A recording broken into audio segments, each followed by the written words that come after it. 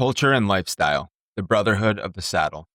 Napoleon's cavalry was a fraternity, culture, and lifestyle both on and off the battlefield. This brotherhood of men shared close bonds, traditions, ways of life, and mentalities, whether they were on campaign or at home. Cavalrymen lived in close-knit, regimental communities. Squadrons ate together, drilled together, and shared the same routes. A trooper might ride into battle knowing the man on either side of him had been beside him on the march for years. This closeness bred fierce loyalty, not just to Napoleon or France, but to one's regiment and immediate comrades. Captain Jean Rochequanet of the Guard recalled, "We share everything, bread, wine, and hardships alike. In the cavalry, a man could not live for himself alone. He lived with and for his comrades." Marbeau, another famous memoirist, remembered how, even in hunger, there was not a man among us who, after cutting a piece of meat, did not at once offer half to the comrade at his side. Our fraternity was stronger than hunger. This bond carried into battle. One Polish lancer wrote after Somosierra, "The pass was won not by sabers, but by the hearts of comrades who would not let each other fall." Another veteran put it more simply. A man could die alone in the infantry. In the cavalry, he was never alone. Symbols of pride. Every regiment had its own colors, music, and traditions. The pelisset tossed over one shoulder, the gleaming cuirass polished, the braid on a hussar's dolman. These weren't just uniforms, they were statements. A man's appearance reflected his pride in his unit. Hussars in particular became notorious for their dashing style and flamboyant dress, cultivating an image of fearless gallantry. Marshal Joachim Murat himself, the most flamboyant of cavalrymen, staged elaborate banquets on campaign where he forced officers to dine in full plumes and sashes, even in the mud. It was completely absurd, but it gave the men pride and reinforced the image that cavalry lived not only for war, but for style. Many cavalrymen even carried keepsakes given by their comrades. A plume, a spur, or a scrap, or a braid. To lose one was dishonorable. To keep it was to carry a fragment of the regiment's spirit. Music, song, and storytelling. In camp, music was everywhere. Regimental bands played marches and fanfares, but the troopers themselves sang around the fire. Songs about lost sweethearts, daring raids, or mocking rival regiments. Storytelling passed down the exploits of famous charges until they became regimental legend. For infantry regiments, successful maneuvers and victorious engagements were often witnessed by many, occurring in the densely packed heart of great battles. For the cavalry, however, daring escapades and accomplishments were often only witnessed by few, if by any at all, because they occurred on the outskirts of these great engagements. The honorable actions of these men became legends through word of mouth, which gradually evolved from tales and stories told around a fire into patriotic anthems chanted by entire regiments on the march. Baron de Ségur recalled in the Russian campaign, "Around the fire at night, our laughter drowned the howling of wolves. We were freezing and starving, but so long as one bottle passed from hand to hand, we were rich."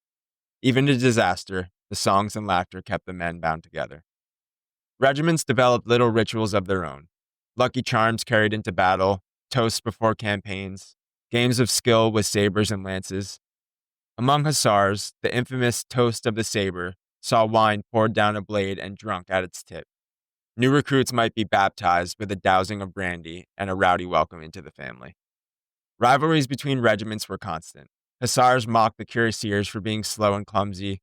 Cuirassiers mocked the hussars for caring more about their braids and boots than about the fighting itself. But beneath the jokes lay deep respect. For when one order came to charge, rivalries vanished and squadrons rode out as one. Rations were basic.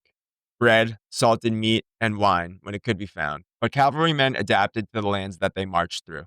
In Spain, they learned to cook with olive oil. In Germany, they bartered for beer and sausages.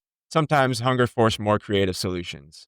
One tale tells of a hussar who stole a goose from a farmhouse. Instead of punishing him, his captain made him roast it and share it with the squadron, a lesson that no man ate alone. Officers' messes were more elaborate, places where gossip, pride, and tactics mixed freely with fine wine. Murat's grand banquets, staged amid the mud of a campaign, were legendary. They struck the men as half absurd, half magnificent, but they also reinforced a sense of belonging to something greater than mere soldiers' rations. For cavalrymen, even their horse was a trusted partner. Men spoke to their mounts, fed them treats, and swore they could sense each other's moods. Some even toasted their horse with wine before drinking themselves. Colonel de Brac later wrote, "A cavalryman without his horse is only half a man. A horse without his rider is nothing. Together they form a living weapon, and the squadron is its soul." The bond was tested in battle. At Somosierra, one lancer recalled, When my comrade fell wounded, I dragged him across my horse's back. He clung to the mane as if it were my hand. We never abandoned our own, not even under fire. Cavalrymen did not only ride across battlefields, they also moved with ease in the salons and ballrooms of Europe. The uniform itself was a passport to high society. A hussar's braid and pelisse, or a cuirassier's gleaming breastplate, carried a glamour that infantrymen could rarely match. In garrison towns, cavalry officers were often courted guests of aristocratic families, invited to balls and salons where their charm, daring, and uniforms made them the center of attention. Womanizing was part of the cavalry reputation. Hussars in particular cultivated the image of reckless lovers, men who rode fast, drank hard, and courted boldly. One French officer equipped that the hussar conquers as much with his smile as with his saber. Many memoirs speak of fleeting romances with local women during campaigns, or scandalous affairs carried on with noble patrons while regiments were stationed near cities. Parties and celebrations were frequent. A regiment might erupt into nights of dancing, drinking, and laughter after victory, with officers supplying wine and musicians for the revelry. Even on campaign, officers like Murat staged extravagant feasts to impress both his comrades and the local elite. For young cavalrymen, this life of gallantry and excess was as much a part of their identity as the charge itself. But this glamour came at a cost. The cavalry's reputations for extravagance sometimes bred resentment among infantrymen, who saw them as arrogant or spoiled. Yet to the public, and especially to the women of the salons, the cavalry remained symbols of romance and daring, men who belonged equally to the battlefield as to the ballroom. When off duty, gambling was a favorite pastime. Card games and dice rolled away many troopers' pay. Some men played recklessly, others only for amusement.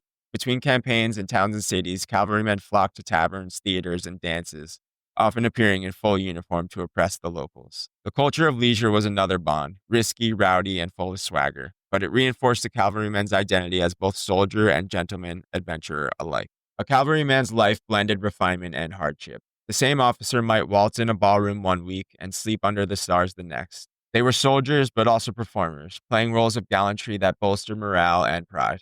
Marbeau summed it up in one of his most famous lines. The hussar was born to fight and to laugh, to ride fast, drink hard, and die young in the company of friends. The saying went, any hussar who isn't dead by 30 is a blackguard. That mixture of bravado and fraternity, of hardship endured together and swagger worn like a uniform, gave Napoleon's cavalry a culture as distinctive as its thunderous charges on the battlefield.